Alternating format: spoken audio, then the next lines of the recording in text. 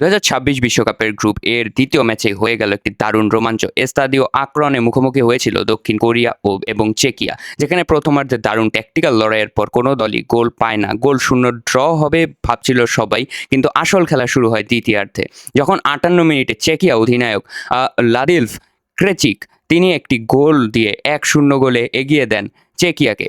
তবে তেগুদ ওয়ারিয়ার্সরা সহজে ছেড়ে দেওয়ার পাত্র ছিল না। কোরিয়ান ম্যানেজারের সাহসী সাবস্টিটিউশনে পুরো ম্যাচের মোড় ঘুরিয়ে দেয়। 66 মিনিটে হোয়ান ইন বিয়ম বক্সের বাইরে থেকে ঠান্ডা মাথায় প্রতিপক্ষের কিপারের উপর দিয়ে একটি বল উঠিয়ে দেন এবং বলটা গোলে চলে যায়। 1-1 সমতায় ফেরে কোরিয়া। এরপরে আসে আসল ড্রামা। 77 মিনিটে চেকিয়ার একটি গোল ভিএআরে অফসাইডের কারণে বাতিল হয়ে যায়, যার কারণে 2-1 এগিয়ে যাওয়ার পরও অফসাইডের কারণে সেই গোলটি বাতিল হয় এবং 1-1 সমতায় থাকে। তবে একটু পরে 79 মিনিটে হোয়ান ইন বিয়মের পাস থেকে সুপার সাব ইয়ান গুইং এর নিখুঁত একটি ফিনিশিং এবং কোরিয়ার দ্বিতীয় গোলটি করে ফেলেন কোরিয়া।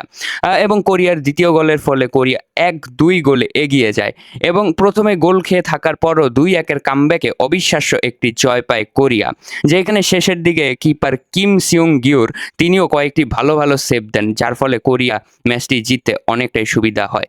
তো আপনি কি মনে করেন এই ম্যাচটি বিষয়ে প্লিজ কমেন্টে জানান, এবং যদি আপনি এই ভিডিওটি ভালো লেগে থাকে সো প্লিজ সাবস্ক্রাইব করে দেন আমার চ্যানেলটিকে। আর যদি টিকটক থেকে দেখে থাকেন বা ফেসবুক থেকে, please follow my TikTok account আর ফেসবুক আইডি। ভালো থাকবেন, সুস্থ থাকবেন, বাই।